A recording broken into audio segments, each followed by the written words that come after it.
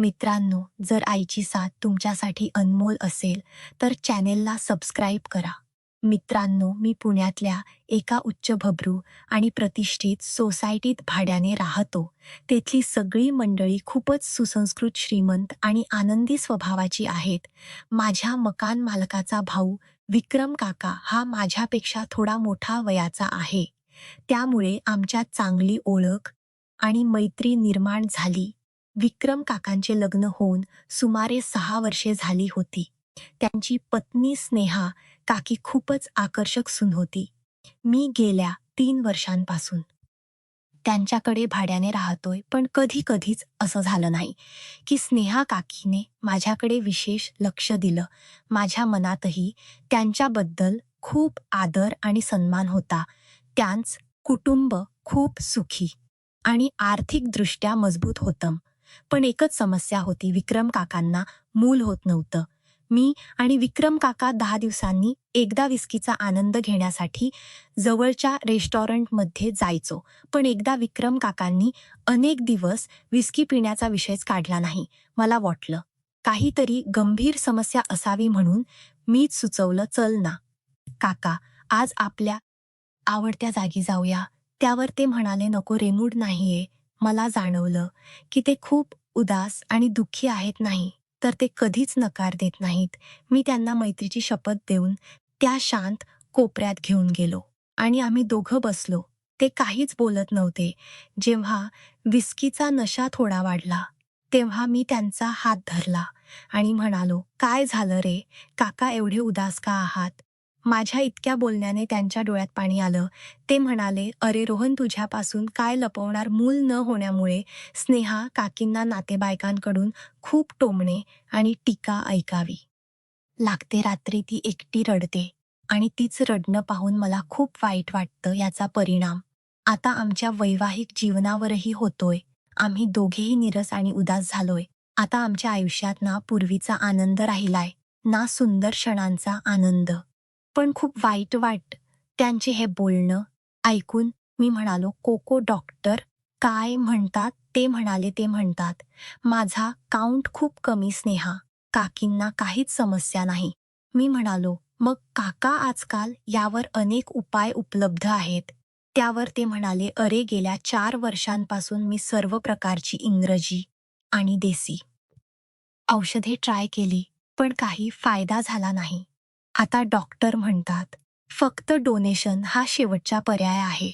पण यार, मी कसं कोणाचं मूल बायकोच्या पोटात टाकू? कोणाच आहे कसं मूल होईल याची काहीच कल्पना नाही.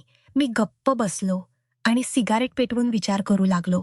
तेवढ्यात विक्रम काकांना काही सुचलं. ते म्हणाले, रोहन, तू हा उपकार कर ना माझ्यासाठी. मी तुला बरेच दिवस ओळखतो. आपण चांगले मित्र आहोत. तूच माझी मदत कर. ऐकून मला मोठा धक्का बसला. मी स्वतःला सावरत म्हणालो, बघ काकामला, या प्रकारच्या भानगडीत पडायचं नाही. डॉक्टरांच्या फेऱ्यात आणि या सगळ्यात मला नको घालू. ते म्हणाले, ठीक आहे, याबद्दल नंतर बोलू. मग आम्ही दोघं घरी परतलो. दुसऱ्या दिवशी ते माझ्या रूमवर आले आणि म्हणाले, रोहना, मी कालच्या गोष्टीबद्दल पूर्ण गंभीर आहे. मी थोड्या रागाने म्हणालो. मग ते म्हणाले, प्लीज यारमला ही खुशी दे. त्यांची उदास मुद्रा आणि विनवणी पाहून मी म्हणालो, ठीक आहे, तुमच्यासाठी मी हे करेन, पण मला पूर्ण प्रायव्हसी हवी आणि मी डायरेक्ट सुंदर अनुभव देऊनच हे करेन, डब्यात देणार नाही. तुम्हाला स्नेहा काकींना विचारावं लागेल की त्या तयार आहेत का? विक्रम काका म्हणाले, ती बाहेरच उभी आहे. त्यांनी हाक मारली, स्नेहा काकी आत ये. स्नेहा काकी अगदी साध्यासुध्या मुलीसारखी माझ्यासमोर येऊन उभी राहिली. मी पहिल्यांदाच तिच्या नजरेत नजर मिळवली. ती हलकेच हसली आणि विक्रम काकांच्या शेजारी बसली. मला काय बोलाव सुचेना, पण इथे परिस्थिती वेगळी होती. मी म्हणालो, स्नेहा काकी, तुम्हाला काही अडचण नाही ना? त्या म्हणाल्या, अडचणीचे निराकरण तर करतोय ना. मी म्हणालो, चल मग प्लॅन बनवूया. प्लॅन ठरला. विक्रम काकांनी घरच्यांना सांगणार होते की एका नव्या डॉक्टरकडे अपॉइंटमेंट आहे आणि 4-5 दिवस सलग तपासणी करावी लागेल. सगळं ठरलं. विक्रम काकांनी एका 5 स्टार हॉटेलमध्ये चांगलं रूम बुक केलं. दुसऱ्या दिवशी मला स्नेहा काकींना सुंदर अनुभव द्यायचा होता. तुम्ही समजू शकता आता काय परिस्थिती असेल. दुसऱ्या दिवशी सकाळी 8 वाजता मी विक्रम काका आणि स्नेहा काके रूमवर होतो. विक्रम काकांनी शॅम्पेनची बाटली आणली होती. मी म्हणालो, यार काका तुमच्यासमोर मला जमत नाही. ते म्हणाले आपण ती ड्रिंक करू, मग मी बाहेर जाईन. आम्ही तिघांनी मिळून बाटली रिकामी केली. नशा चढताच मी विक्रम काकांना इशारा केला. ते बाहेर गेले. आता फक्त मी आणि स्नेहा काकी रूममध्ये होतो. मी उठलो आणि त्यांच्या शेजारी बसलो. नशा आम्हा दोघांवर चढला होता. त्यांना पाहून माझी भावना दाटून येऊ लागली. संकोच करत मी त्यांचा चेहरा माझ्याकडे वळवला. त्यांच्या नजरेत नजर मिळाली. त्यांनी मी पापी देऊ लागलो. मी स्नेहा काकींना म्हणालो, स्नेहा काकी आता आपण सुंदर अनुभव घेणार, तर पूर्ण मजा घेऊया. त्या म्हणाल्या हेच तर मला आवडतं, चल सुंदर अनुभव घेऊया. फक्त एक गोष्ट लक्षात ठेव, तुझ्या भावनेतला रंग माझ्या जीवनामध्ये सोडायचा. स्नेहा काकी आता सुंदर अनुभव घेण्यासाठी पूर्ण तयार झाल्या होत्या. पण मला घाई नव्हती. मी ठरवलं होतं की सुंदर अनुभव आरामात देईन. आता नशेचा प्रभाव सुरू झाला. मी म्हणालो, स्नेहा काकी तुम्हाला किती दिवसांपासून सुंदर अनुभव घेण्याची इच्छा होती. त्या म्हणाल्या मग दे ना सुंदर अनुभव. त्यांच्या तोंडून हे ऐकून माझीची भावना दाटून आली. मी त्यांना मोकळे केले. त्या भुकेल्या वाघिणी सारखी मला पाहत होत्या. मी त्यांना अनुभव द्यायला तयार केले आणि त्यांच्या जीवनात माझी भावना टाकली आणि सुंदर अनुभव देऊ लागलो. त्या पण साथ देऊ लागल्या. काही वेळेच्या अनुभवानंतर मी त्यांच्या जीवनामध्ये रंगाच्या 5-6 पिचकाऱ्या सोडल्या. त्या म्हणाल्या, रोहन खरंच याला सुंदर अनुभव असं म्हणतात. मी विक्रम काकांना कसंही पटवेन, आपण रोज सुंदर अनुभव करू. 4-5 दिवस सुंदर अनुभव दिल्यानंतर स्नेहा काकी गर्भवती झाल्या आणि त्यांच्या चेहऱ्यावर एक वेगळं तेज आलं होतं. त्यांच्या डोळ्यात एक अनामिक आनंद आणि समाधान दिसत होतं, जसं काही त्या आयुष्याच्या नव्या टप्प्यावर पाऊल ठेवत होत्या. विक्रम काका तर 7व्या स्वर्गात होते. त्यांना आता सगळ्यांना सांगायचं होतं की त्यांच्या आयुष्यात लवकरच एक छोटा पाहुणा येणार आहे. त्यांनी मला हाताने टाळी देत म्हटलं, रोहन तुझ्यामुळे हे शक्य झालं रे. तू माझा खरा मित्र आहेस. त्यांच्या चेहऱ्यावरचा आनंद पाहून मला पण बरं वाटलं. पण मनात कुठेतरी एक छोटीशी खटकणारी भावना होती. स्नेहा काकी आणि माझ्या त्या 4-5 दिवसांच्या सुंदर अनुभवानंतर माझ्या मनात त्यांच्याबद्दल काहीतरी वेगळं निर्माण झालं होतं. पण मी ती भावना मनातच दाबून ठेवली. विक्रम काका आणि स्नेहा काकींनी ठरवलं की ते सगळ्यांना सांगणार की स्नेहा काकींच्या मुलाचं कारण एका खाजगी डॉक्टरांचा उपचार आहे. त्यांनी मला सुद्धा सांगितलं की ही गोष्ट गुप्त ठेवायची आहे. मी मान डोलवली पण मनात विचार आला आहे, गुपित किती दिवस टिकणार विक्रम काकांच्या घरात. आता उत्साहाच वातावरण होतं. स्नेहा काकींच्या नातेवाईकांनी त्यांना टोमणे मारणं बंद केलं होतं. सगळं कसं परिपूर्ण दिसत होतं. पण मला कुठेतरी अस्वस्थ वाटत होतं. एक दिवस मी ऑफिसमधून घरी परतलो तेव्हा विक्रम काका माझ्या रूमवर आले. त्यांच्या हातात एक छोटीशी डायरी होती.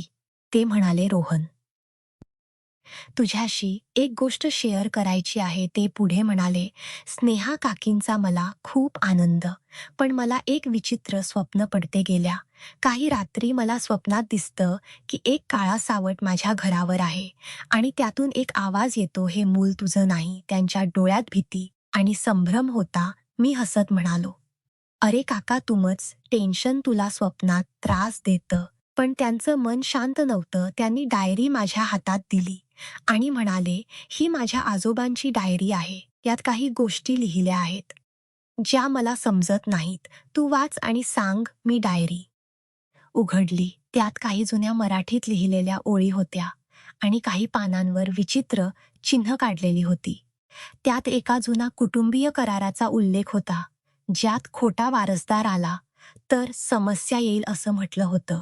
मी विक्रम काकांना शांत करण्यासाठी म्हणालो, मी वाचतो आणि तुला सांगतो. दुसऱ्या दिवशी मी विक्रम काकांना भेटलो आणि म्हणालो, तुमच्या आजोबांची डायरी म्हणजे काहीतरी जुन्या काळातली गोष्ट आहे. तू याचा जास्त विचार करू नको. पण विक्रम काका म्हणाले, रोहन मला वाटतं आपण त्या गावात जाऊन चौकशी करायला हवी. शेवटी मी म्हणालो, ठीक आहे स्नेहा काकींना ना सांग आणि आपण तिघे जाऊ. स्नेहा काकींना जेव्हा हे कळलं तेव्हा त्या थोडी घाबरल्या, पण त्यांनीही होकार दिला. आम्ही त्या गावात जायचं ठरवलं. गावाचं नाव होतं शांतीपूर. पुण्यापासून साधारण 160 किलोमीटर वर एक छोटसं खेडं. विक्रम काकांनी त्यांच्या गाडीत आम्हाला घेऊन निघाले. रस्त्यात स्नेहा काकी शांत होत्या, पण त्यांच्या डोळ्यात मला एक वेगळी चमक दिसत होती. मी त्यांच्याकडे पाहिलं तेव्हा त्यांनी हलकेच हसत डोळे खाली घातले. मला आठवण झाली त्या हॉटेलमधल्या रात्रींची. पण मी स्वतःला सावरलं आणि विचार केला, आता हे सगळं संपलं. रोहन, तू फक्त विक्रम काकांचा मित्र आहेस. शांतीपूर गावात पोहोचल्यावर आम्हाला एक जुना वृद्ध माणूस भेटला. त्याने आम्हाला ऐकवलं की कुटुंबात खोटा वारस आला तर समस्या उद्भवू शकते. आम्ही तिघी गप्प बसलो आणि घरी परतलो. घरी परतल्यावर विक्रम काकांचे स्वप्न थांबलं. पण माझ्या मनात एक नवीन भीती जन्माला आली. नेहा काकी आता 7व्या महिन्यात होत्या आणि त्यांच्या तब्येतीत काहीतरी गडबड होऊ लागली. डॉक्टर म्हणाले काहीही गंभीर नाही, पण तणावामुळे असं होऊ शकतं. एक रात्री मला स्नेहा काकींचा फोन आला. त्या घाबरलेल्या आवाजात म्हणाल्या, रोहन मला तुझी मदत हवी. मला वाटते कोणीतरी माझ्या मागे आहे. मी त्यांच्या घरी गेलो. विक्रम काका तेव्हा ऑफिसच्या कामासाठी बाहेरगावी गेले होते. स्नेहा काकींनी मला आत बोलावलं आणि म्हणाल्या, मला स्वप्नात एक काळा आकार दिसतोय आणि तो मला सांगतोय की हे मूल त्याच आहे. मला धक्का बसला. मी त्यांना शांत करण्याचा प्रयत्न केला, पण त्यांच्या डोळ्यात भीती खरी होती. दुसऱ्या दिवशी मी पुन्हा शांतीपूरला गेलो आणि वृद्ध माणसाला सगळं सांगितलं. त्याने एक दीर्घ श्वास घेतला आणि म्हणाला, तुम्ही तिघांनी जे केलं ते सत्य लपवण्याचा प्रयत्न होता, पण सत्य कधीच लपत नाही. त्या मुलाच राग तुझ्यावर आहे रोहन, आणि त्या सावटाला हे कळलंय. मी घरी परतलो, पण माझं मन शांत नव्हतं. स्नेहा काकींना भेटायचं धाडस होत नव्हतं. एक रात्री मला स्वप्न पडलं. स्वप्नात एक लहान मुलगा माझ्याकडे पाहत होता आणि त्याच्या मागे काळा आकार होता. तो मुलगा म्हणाला, बाबा मला वाचव. मी घाबरून उठलो. तेव्हा माझ्या फोनवर एक मेसेज होता स्नेहा काकींचा. त्यात लिहिलं होतं, रोहन मला भेटायला ये. मला सांगायचं आहे सत्य. माझं मन अस्वस्थ होतं. रात्रीचे 2 वाजले होते आणि पुण्यातली ही शांत सोसायटी आता भयानक वाटत होती. मी घाईघाईने तयार झालो आणि विक्रम काकांच्या घरी पोहोचलो. स्नेहा काकींनी दरवाजा उघडला. त्यांचा चेहरा पांढरा फटक पडला होता. त्या म्हणाल्या, रोहन आत ये, मला तुझ्याशी बोलायचं आहे. एकट्यात स्नेहा काकींनी मला सोफ्यावर बसायला सांगितलं आणि स्वतः माझ्यासमोर बसल्या. त्यांच्या हातात एक जुनी तांब्याची ताटली होती. मी विचारलं, स्नेहा काकी हे काय आहे? त्या म्हणाल्या, रोहन तू आणि विक्रम काका माझ्यासाठी खूप महत्वाचे आहात. पण जे आपण सुंदर अनुभव घेतला त्या हॉटेलमधल्या त्या रात्री, त्याचा खरं परिणाम मला आता कळतं. त्या म्हणाल्या, मला वाटत आपण जे केलं ते फक्त आपल्या तिघांच गुपित नाही, आणि मला आता कळलं की त्या शापाच मूळ विक्रम काकांच्या आजोबांनी केलेल्या एका जुना करारात आहे. स्नेहा काकीने सांगितलं की आमचं मूल म्हणजे आपलं मूल हा त्या कराराचा अभंग आहे. रोहन मला धक्का बसला. मी म्हणालो, पण स्नेहा काकी विक्रम काकांना याबद्दल काहीच माहिती नाही. त्या म्हणाल्या, पण सत्य सांगितलं नाही तर सावट परत येईल. आणि आता मला रात्री ती गोष्ट स्वप्नात दिसते. स्नेहा काकींनी डोळे खाली घातले आणि म्हणाल्या, रोहन त्या हॉटेलमधल्या रात्री मी तुझ्याशी पूर्णपणे प्रामाणिक नव्हते. मला तुझ्याबरोबर त्या सुंदर अनुभव घ्यायचा होता, पण त्याचबरोबर मला विक्रम काकांना वाचवायचं होतं. मी ठरवलं होतं की मी विक्रम काकांना एक मूल देईन, पण आता मला वाटतं की मी तुला फसवलं. माझं डोक गरगरायला लागलं. मी त्यांना म्हणालो, स्नेहा काकी तुम्हाला हे आधी का नाही सांगितलं, आणि आता आपण काय करायचं? त्या म्हणाल्या, मला माहिती नाही रोहन, पण मला वाटत आपण पुन्हा शांतीपूरला जायला हवं. विक्रम काका दुसऱ्या दिवशी परतले आणि आम्ही तिघांनी शांतीपूरला जायचं ठरवलं. शांतीपूरला आम्ही वृद्ध माणसाकडे गेलो. त्याने आम्हाला ऐकवलं की सत्य सांगितल्याशिवाय सावध जाणार नाही. आम्ही तिघी गप बसलो. विक्रम काका म्हणाले, रोहन, तू माझा मित्र आहेस आणि हे मूल मासच आहे, कारण मी त्याला माझं नाव देणार आहे. आम्ही घरी परतलो. स्नेहा काकींच्या प्रस्तुतीची वेळ जवळ आली होती. एका रात्री त्यांना कळा सुरू झाल्या आणि त्यांना हॉस्पिटलमध्ये नेण्यात आलं. मुलाचा जन्म झाला, एक गोंडस मुलगा. पण जेव्हा मी त्या मुलाकडे पाहिलं तेव्हा त्याच्या डोळ्यात एक विचित्र चमक होती. विक्रम काकांनी आदित्यला आपलं नाव दिलं आणि त्यांच्या चेहऱ्यावरचा आनंद पाहून मला वाटलं की सगळं आता ठीक होईल. पण सत्य अजूनही लपलेलं आहे रोहन, आणि ते सत्य तुला शोधावं लागेल. स्नेहा काकी हॉस्पिटलमधून घरी परतल्या एक रात्र, जेव्हा विक्रम काका ऑफिसच्या कामासाठी बाहेरगावी गेले होते. स्नेहा काकीनी मला फोन केला, रोहन, तू लवकर घरी ये. मी घाईघाईने त्यांच्या घरी पोहोचलो.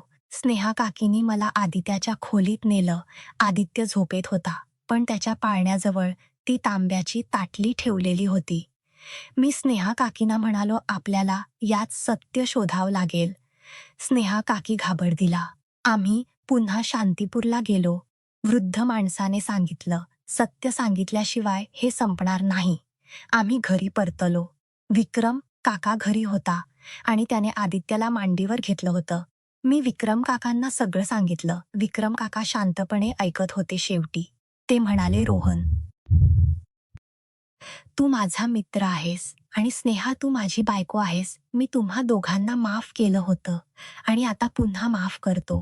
पण हे मूल माझंच आहे, कारण मी त्याला माझं प्रेम देणार आहे. त्या रात्री आम्ही तिघांनी मिळून ती तांब्याची ताटली एका नदीत विसर्जित केली.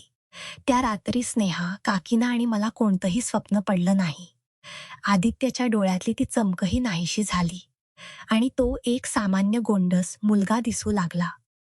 काही महिन्यांनी विक्रम काका आणि स्नेहा काकीनी दुसऱ्या शहरात स्थलांतर केलं. त्यांनी मला सांगितलं की त्यांना नव्याने सुरुवात करायची आहे आणि मी त्यांचा निर्णय मान्य केला. मीही माझ्या आयुष्यात पुढे गेलो, पण विक्रम काका आणि स्नेहा काकींशी माझी मैत्री कायम राहिली. आदित्य आता मोठा होत होता आणि त्याच्या हसण्यात एक वेगळाच आनंद होता. एक दिवस मला विक्रम काकांचा फोन आला.